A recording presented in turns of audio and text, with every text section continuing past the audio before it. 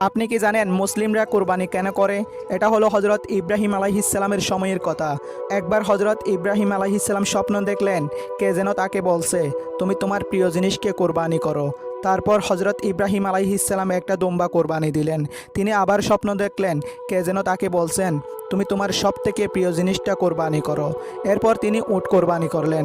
তিনি আবারও স্বপ্ন দেখলেন এবং সেই স্বপ্নে বলা হলো, তুমি তোমার সবথেকে আরও বেশি প্রিয় জিনিসটা কোরবানি করো। তারপর হজরত ইব্রাহিম আলাইহিসসালাম বুঝতে পারলেন যে আমার পুত্র হজরত ইসমাইল আলাইহিসসালামকে কোরবানি করতে বলছেন। তারপর হজরত ইব্রাহিম আলাইহিসসালাম তার পুত্র হজরত ইসমাইল আলাইহিসসালামকে তার সাথে নিয়ে এক মরুভূমি জায়গায় গেলেন।